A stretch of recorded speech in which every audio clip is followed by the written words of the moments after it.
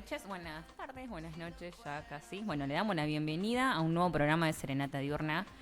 Nuevo en el streaming, yo también, estoy un poco nerviosa, pero le quiero dar la presentación y la bienvenida a mis compañeros, que los voy a dejar que se presenten. Hola, ¿qué tal? Soy Machi Santellán, estudiante de comunicación y voy a estar haciéndote la segunda, voy a ser como tu pierna derecha. Creo que vas a ser la primera con esa voz, ¿eh? Bueno, buenas noches, gente. Mi nombre es Pablo Bragales. Vendría a ser la pierna izquierda, o sea, me hace acordar a mi pie izquierdo las películas, porque más o menos estamos en la misma sintonía.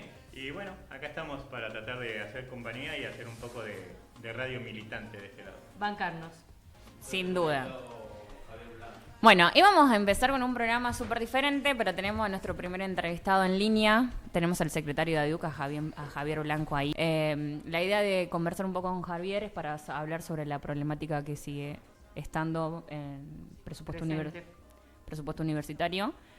Nada, podemos conversar un rato, hablar sobre el tema. Como estudiantes estamos todos muy informados sobre lo que está pasando dentro de las universidades, dentro o fuera.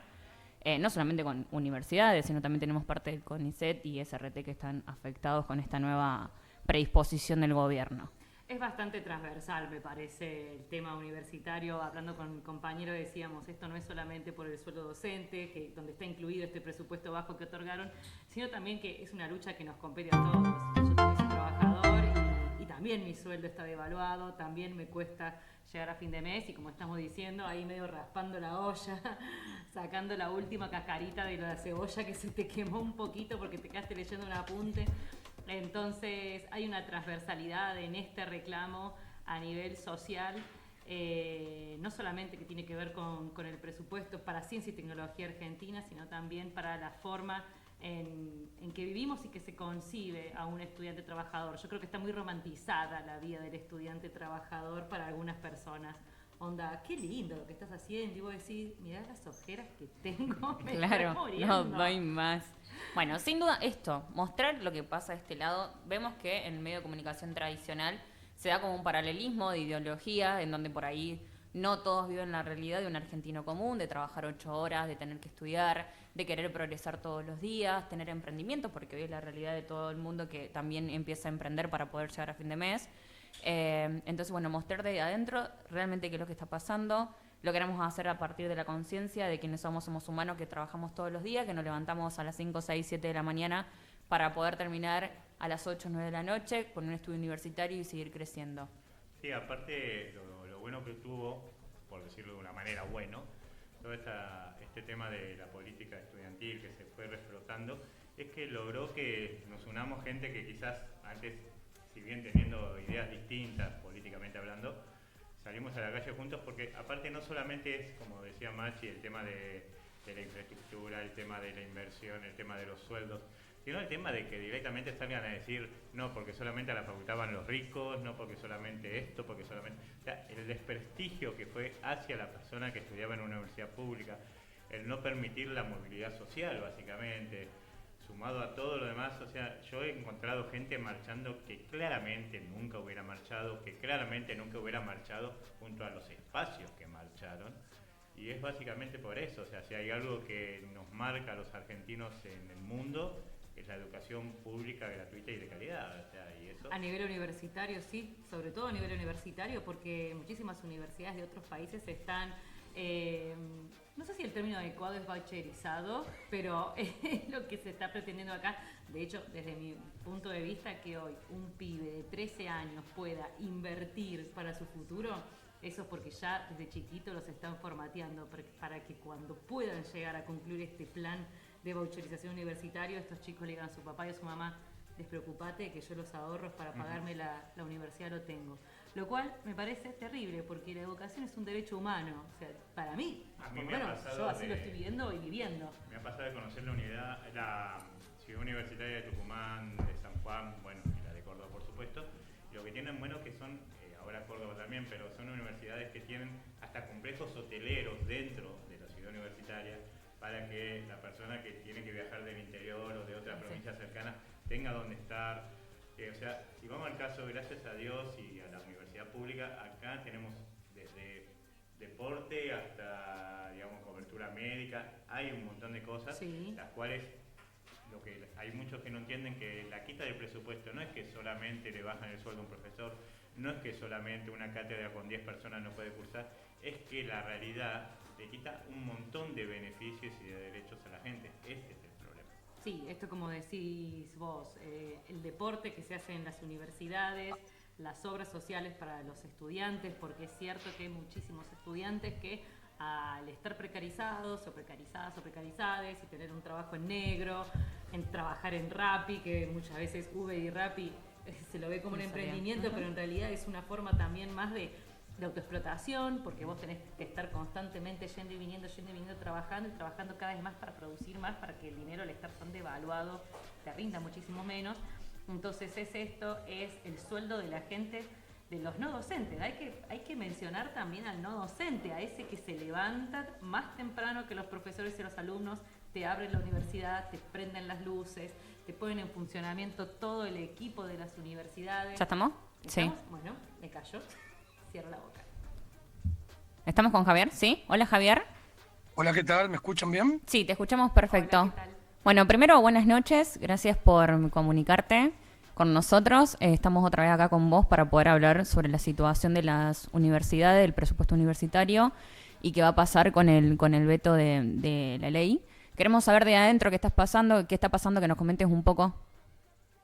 Bueno, mira, por ahí para sumar a lo que venían diciendo, ahí el tema del presupuesto es que el 90% son salarios, es decir, que los salarios estén disminuidos implica que todo el presupuesto universitario está muy disminuido.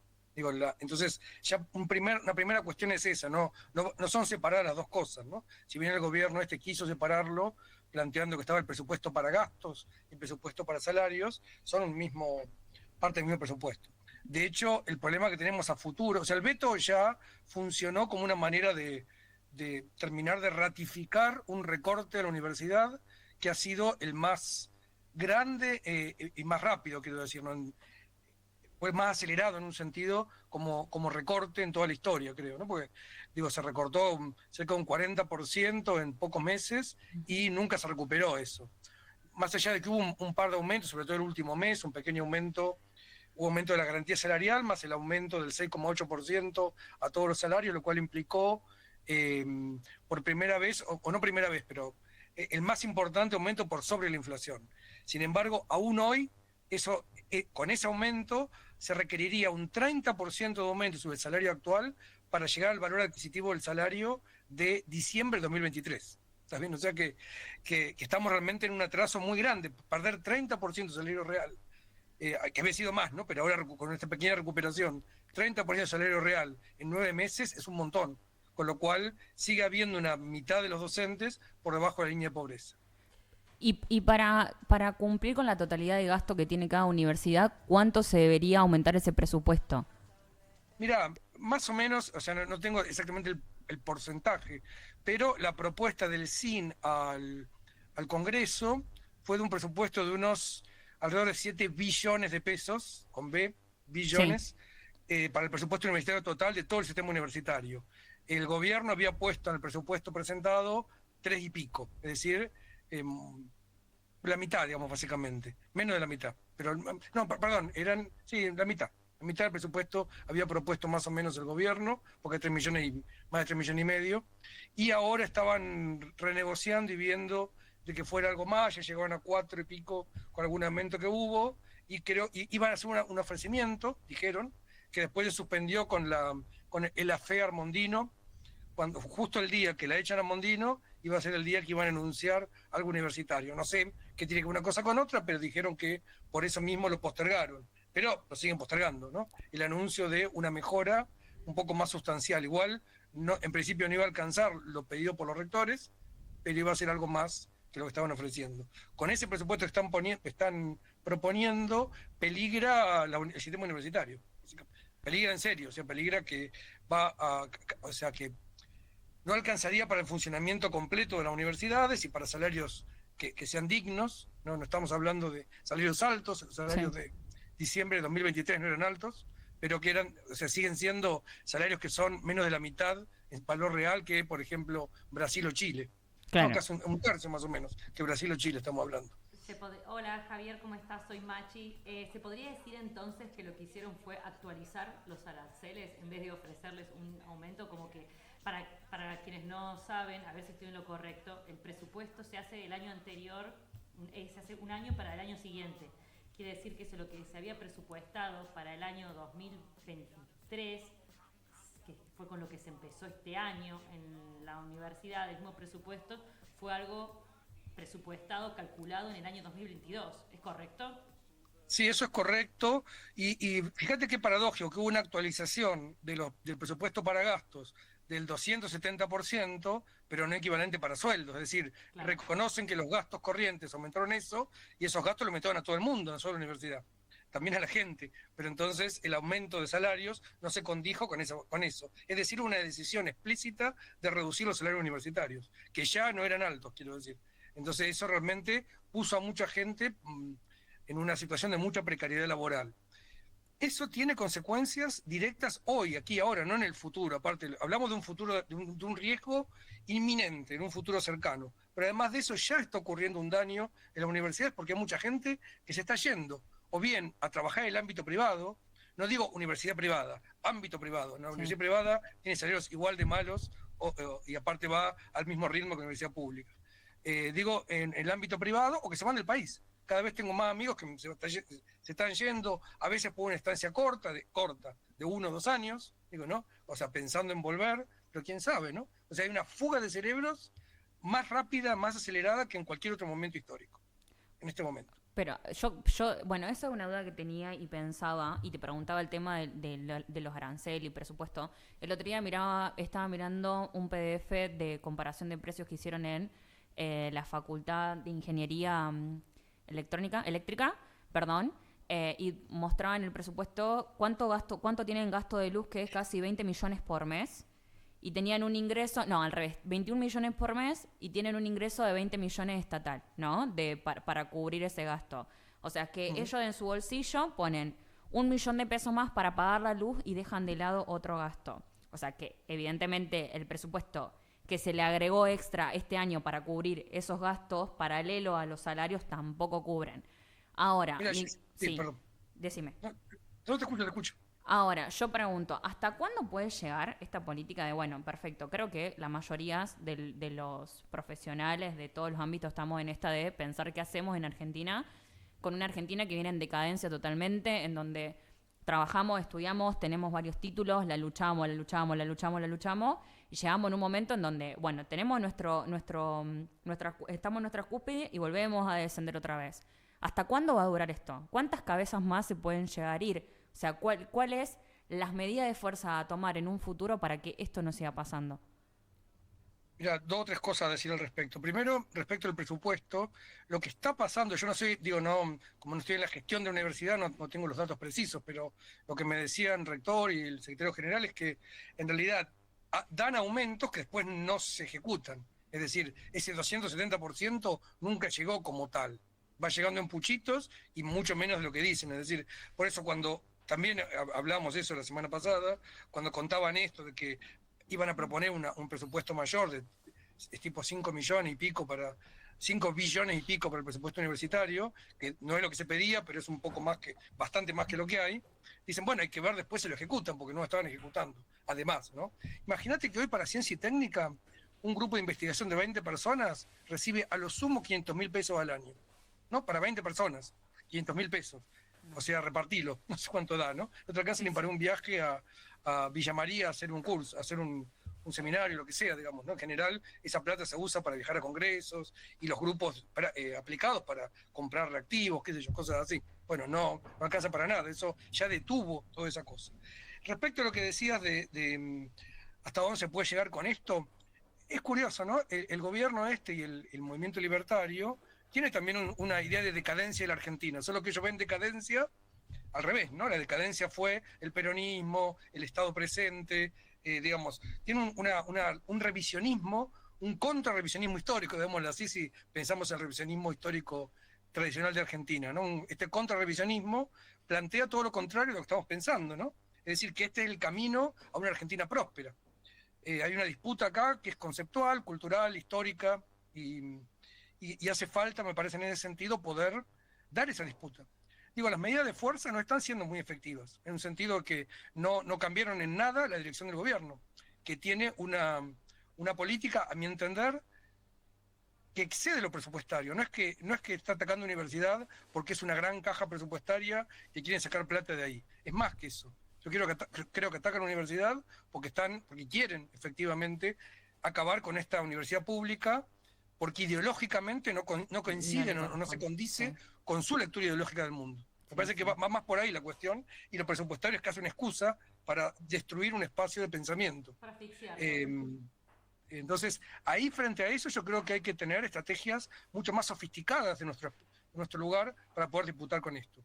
O sea, la medida de fuerza tradicional se han hecho muchísimas. Este año tuvimos 2 marchas en Córdoba de 100.000 personas, de más de 100.000 personas, 2 marchas en un solo año. Nunca había ocurrido algo así. Es decir, la capacidad de movilización está expresada, la capacidad de interpelación social de universidades, del lugar de la demanda o de la queja, está expresada. No hay ninguna duda de todo eso. Sin embargo, eso no parece condecirse con un cambio de dirección del gobierno o con la fuerza política para torcer el rumbo, digamos, no todavía al menos. Hay que seguir explorando eso, y yo creo que hay que poder hacer que la universidad cumpla lo que ellos temen, es decir, proponer alternativas a este modelo ridículo y anacrónico que tienen de país y de comprensión del mundo. Sí, es totalmente anacrónico. De hecho, le tienen muchísimo miedo al comunismo. A veces da la sensación que viven en la Guerra Fría todavía, en ese periodo, cuando atacan a muchísimos movimientos. Javier, vos hablaste de las marchas multitudinarias que hubo en Córdoba. Hubo una autoconvocada que se planificó en Jujuy, en el Encuentro Plurinacional Feminista, hace unas semanas. Algo que hablaba yo con mis compañeros era la cantidad de estudiantes autoconvocados que están participando de las asambleas estudiantiles en las universidades de todo el país. Muchísimos estudiantes y trabajadores participando en asambleas abiertas, que a veces son de sus propias facultades o no, pero están incursionando y viendo cómo se están organizando. Y creo que esto vos que hablabas de esta contrapropuesta que están haciendo las universidades tiene mucho que ver con estas clases públicas que estamos intentando llevar adelante. Yo participo de la Asamblea de Comunicación y la idea que nosotros tenemos es sacar la universidad a la calle para que la gente comprenda y vea también lo que está sucediendo. Acá en Córdoba, la ciudad universitaria, salvo que tengas que irte para Barrio Jardín, no ingresás porque no está lleno de edificios donde la gente va a estudiar, no tenés una parte céntrica, comercial, gastronómica que llame la atención de la gente que ande en Córdoba. Y cuando hay movimiento en la ciudad universitaria, la gente que se encuentra en Plaza España, que está a 2 cuadras de la ciudad universitaria, ni siquiera está integrada. Entonces, llevar la universidad a las calles, a que vean. Y además, me parece también, hay una propuesta, me parece a mí un poco más performática, que también está bueno, es esto de llevar los bancos a la calle y invitar a la gente a que se siente. Hay personas, hay un número alto de analfabetismo, no de analfabetismo, sino de deserción escolar en la secundaria. Hay personas que a los 15 años dejaron la secundaria y nunca más se volvieron a sentar en un aula, en un banco, prestando atención a alguien al frente que estaba hablando. Entonces, acercarles eso nuevamente, decir, sentate, escuchá, si tenés ganas, compartí, claro. Sí. Claro, Claro, que aparte, puede haber una experiencia nueva también para lo que tienen bueno ciudadanos. tanto la UNC como la UPC es que ahora han permitido a gente que no terminó el secundario, por ejemplo, hacer algunas carreras y eso. Entonces esa gente es gente que ahora que anteriormente no se hubiera sumado a estas luchas estudiantiles, hoy en día ve eso y no solamente tiene su experiencia propia de que no pudo terminar el secundario y hoy en día está cursando la facultad, sino que tiene a nietos o hijos que, por ejemplo, con el tema de la baja de presupuesto han perdido becas, porque por ejemplo el FEIP se disminuyó porque se disminuyó el presupuesto y no tienen las becas, entonces no pueden seguir. O sea, es toda una cadena. Y esa gente, ha habido muchos abuelos que en otro momento no hubieran marchando con sus nietos por la en las educación. 3 marchas de Federal. Exactamente. Javier, algo que me interesa, bueno, y te escuchaba mucho, te venía escuchando y hablando de que las movilizaciones y las medidas que se toman no son necesarias. Yo lo que me preguntaba y venía viendo durante este tiempo es, ¿qué es lo que, personalmente, ¿no? Fuera de tu rol de secretario, qué es lo que pensás vos que puede llegar a levantar a este gobierno a que a que despierte, porque a ver, no hablemos de tumbarlo, sino hablemos de que sea más consciente de la realidad social y de las políticas de estados que son muy necesarias, que venían funcionando muy bien y lo que nos están haciendo retroceder. Entonces creo que maravillado con las marchas, la verdad yo en cada marcha digo, no puedo creer cuántos jóvenes estamos acá marchando y luchando por la educación pública, cuántos hijos de obreros y padres que no pudieron tener un título universitario, estamos acá luchando por nuestro título, pero digo, ¿qué le hace falta a este gobierno para decir, bueno, hasta acá llegan esas políticas, lo voy a decir con unas malas palabras, de mierda que están teniendo en contra de la clase social?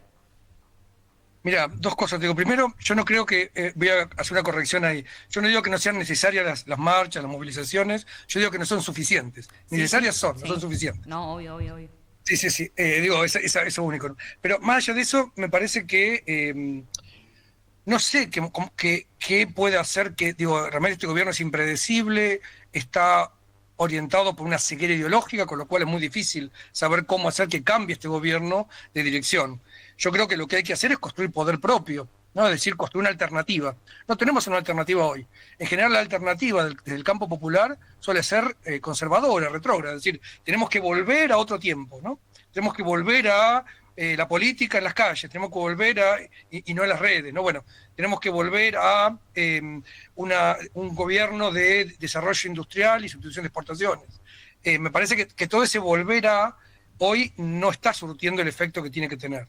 Hay una concepción y una mirada sobre eso que me parece que es un poco naif de nuestra parte. Yo creo que hay que integrar las cosas, hay que integrar las buenas políticas del pasado con una mirada de futuro. La universidad puede producir eso.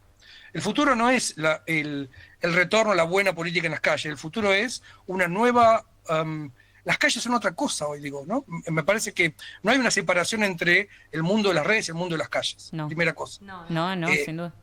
Al contrario, digo, vos vas a una marcha y la marcha existe porque está en las redes. ¿También? Es decir, se juntan las dos cosas de alguna manera. Y hay que poder pensar de vuelta. Y eso es una pequeña olita en lo que está cambiando. Está cambiando la forma de existencia del humano y las cosas que interesan hacia adelante. Hay que entender eso y producir alternativas que recuperen nuestras luchas populares, nuestros logros históricos en un nuevo contexto. Fíjate que el problema para mí importante hoy es que pese a toda esta cosa que decimos y pese a que todos dicen que un porcentaje altísimo de la sociedad defiende la universidad pública, siguen apoyando a este gobierno. Entonces hay una contradicción en los términos ahí, pero bueno, esa contradicción está. Hay que dar cuenta de esa contradicción, ¿no? Sí. Porque digo, a la vez que el 70 y pico % dice que está a favor de la universidad pública, 50 sigue estando a favor de este gobierno. Lo votó y eso es transversal a todas las clases sociales. No son los ricos, no son, al contrario, está distribuido eso de manera general. Sí. Frente a eso hay que poder construir una nueva política, digo yo, construir nuevas subjetividades políticas capaces de lidiar con esto. Esa es una tarea urgente. Y, ¿no? Ojo, y me parece que eso se está gestando y se está dando, ¿no? Veo que me gusta analizar en las redes y analizo mucho las redes sociales, me parece que el punto de vista de lo que es las políticas que tienen están cambiando, la gente se está dando cuenta de lo que votó, piensa más en el actual, se dio cuenta que una economía a futuro hoy no le está dando de comer y no le está sirviendo para absolutamente nada, que es un trabajo lento, de hormiga, muy lento, para quienes hacemos política del otro lado de la vereda, cuesta muchísimo por ahí hablar con pares que no piensan lo mismo porque están muy cegados con esta ideología de la libertad, del liberalismo. Libertad no, porque está muy confundido ese término de libertad con liberalismo. Lo que pasa es que apuesta a una libertad de mercado. Claro, un individualista. ¿Ves? Esto que hablábamos del emprendimiento. Muchísima gente emprendedora votó este gobierno, siendo que le costaba muchísimo poder llevar adelante su labor de producción, de distribución. Y también es cierto que el mercado estaba planteado con muchísimas trabas para los emprendedores, no para el empresario. Entonces, bueno, eso también llevó como a votar este gobierno que promovía una libertad de mercado.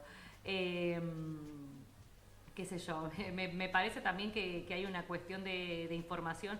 Yo trabajo en atención al público y hablo con muchísima gente y por ahí te dicen, yo apoyo la educación pública y la universidad pública, pero estoy de acuerdo con que se hagan las auditorías. Sí. Entonces, ¿qué pasa? Además de que la gente no sabe que hay 3 auditorías Tal cual, a las eso iba a que está decir, ¿no? sometida en la universidad, hay 3 tipos de auditoría que se hacen. Es algo que además metieron los medios que son afines a este gobierno para hacer humo, para que la gente primero que dijera, bueno, sí, pero, y pusieron un pero, entonces entendieran o justificaran, ¿no?, la Sí. medida de ajuste y ahorcamiento en realidad de todo el sistema educativo, y además de lo que comprende este presupuesto también, porque yo tengo entendido que ese presupuesto también, estoy pensando en el presupuesto, también comprende a lo que son los SRT, a lo que son, por ejemplo, el hospital de clínicas, que Sí. funciona como una es? escuela. Hay muchísimas cosas que Sí, abarca todo el presupuesto y que la gente no termina de comprender la gravedad de la situación, y encima repite cosas que dice este gobierno solamente para distraer, porque hablas con cualquiera de los que están en la universidad, inclusive con vos, Javier, y podés afirmar de la cantidad de auditorías y controles a los que está sometido todas las universidades. Sí, efectivamente, eso es así y finalmente es una disputa, como ven, de sentidos muy elemental, ¿no? Demasiado elemental, como para tomar, digo, es complejo eso porque con una sola palabrita y un poco de insistencia se consigue, digamos, relativizar todas las cosas, ¿no? Estamos en una época en la cual es complejo pensar cómo se hace política ahora, pero hay que pensarla. Quiero polemizar un poquito y voy a poner este ejemplo, el de los autoconvocados. Sí. Está bueno por un lado, pero lo voy a leer en 2 claves por lo menos. Clave 1, algo que una pelea perdida con el liberalismo, es la desconfianza en las organizaciones. En la marcha autoconvocada, el documento que se leyó, en alguna parte nos puteaba a nosotros, a los gremios, a la CTA y la CGT. Digo, ¿no?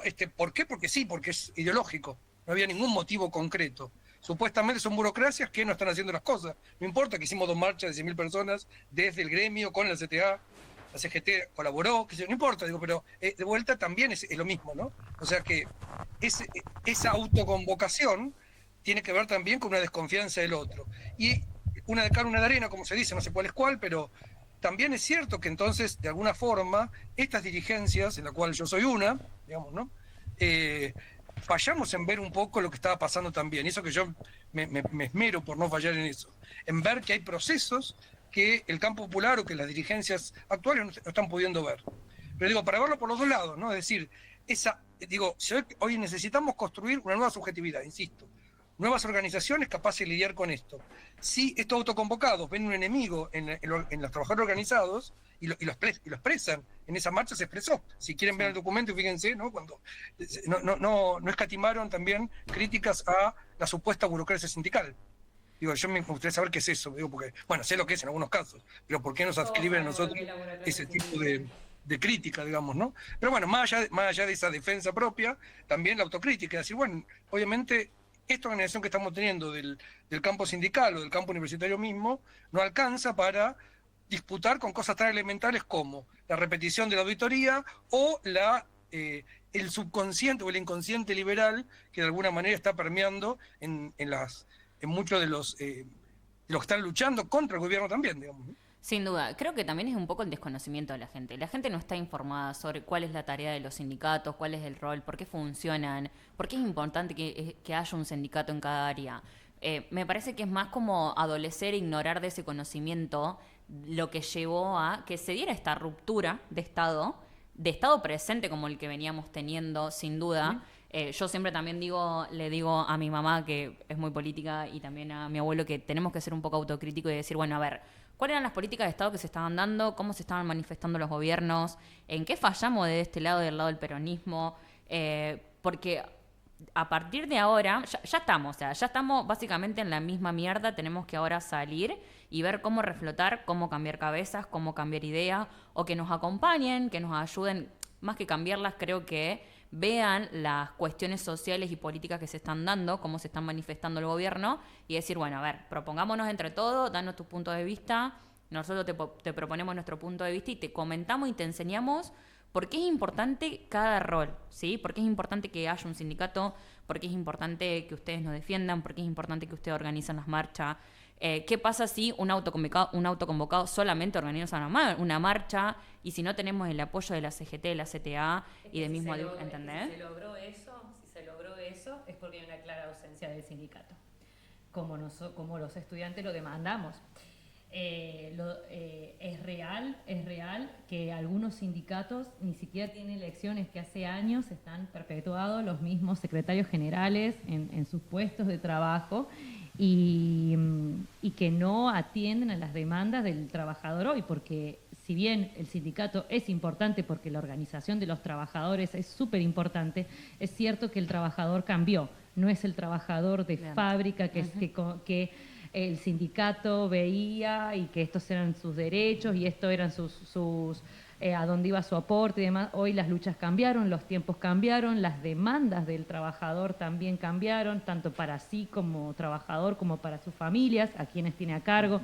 Entonces, hay un montón de cuestiones que me parece que sí, que son las que cuestionamos, valga la redundancia. Sí, hay una crisis de representatividad. Hay una crisis de representatividad. Se viene viendo del año pasado. O sea, desde antes. Border, Desde antes, el quiebre es cuando este señor Border, que hoy tenemos de presidente, quiebra y por algo lo votan. O sea, yo insisto, no estoy a favor. Yo creo que Milei es la respuesta a lo que se viene cocinando. Hoy en día, acá en Córdoba tenemos rato. 2 CGT, o sea, sin ir más lejos, el día hubo un acto anterior a las marchas federales y todo eso, que es como que termina el acto de una CGT y a los 10 minutos viene la otra CGT. A ver, muchachos, o sea, estamos todos en la misma.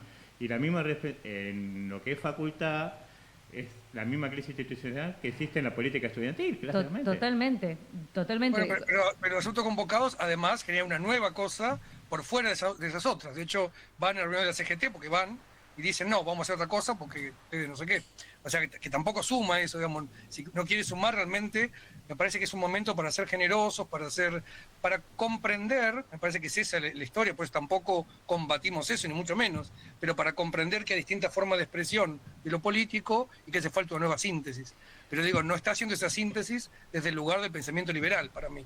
Ese es el problema. Yo creo que... Es una construcción, quizás, Javier, esto que vos decís, una construcción. De repente los estudiantes se están también como involucrando nuevamente al cuerpo de trabajadores. Claro ejemplo de los estudiantes que se sumaron a una lucha fue el Cordobazo, que es algo que cantamos en todas las marchas, tanto estudiantes como trabajadores de acá de Córdoba, que decimos que somos los hijos del Cordobazo. Estamos en un momento donde estudiantes y trabajadores se separaron muchísimo, como si fueran oficios o cuerpos distintos, y la realidad hoy, y que eso es lo que se está discutiendo en las asambleas, nosotros también somos trabajadores. No es solamente... Sí, sin duda. Sin duda. Ahora, el Cordobazo fue hecho porque hubo muchas organizaciones sosteniéndolo, digamos, ¿no? Muchísimas. Y los estudiantes tienen organización también, muchas. Digo, porque también es eso, ¿no? Después, cierta espuma que se genera en toda esta cosa también termina siendo finalmente capitalizada por ciertos grupos políticos con ciertas agendas propias, digo, ¿no? No es que no existe lo espontáneo, el autoconvocado en general no dura como tal. Entonces, frente a eso, organizarse es el camino. Yo creo que hay que buscar formas de organizaciones que superen a lo que fue, digamos, no que vayan para atrás, no que recuperen los vicios tanto de las burocracias como de las burocracias disfrazadas de izquierdismo, digamos, ¿no? Que son las dos formas en que se manifiesta eso. Entonces, me parece que es importante eso.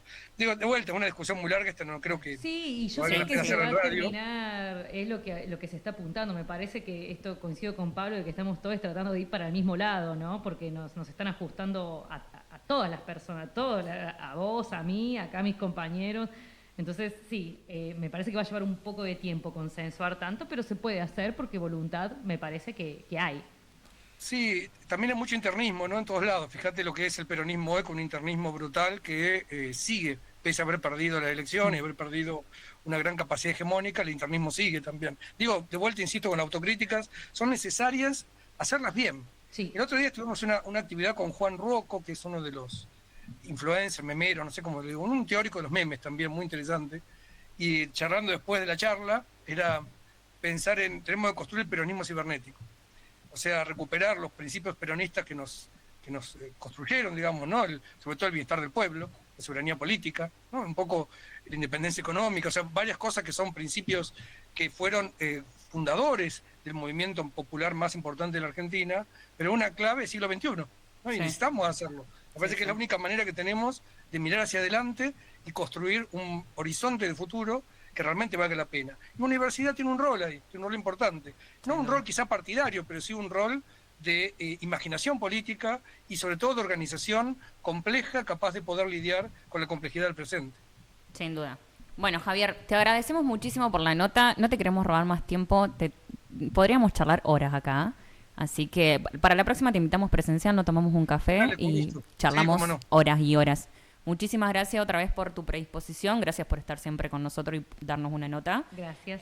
Seguramente nos vamos a ver en alguna movilización pronta y te mandamos salud y buenas noches. Bueno, aviso eso. ¿Sí? En principio hay un plan de lucha nacional organizado por el Frente Sindical y el 14 le toca a Córdoba, es decir, se va a hacer un día en cada lado.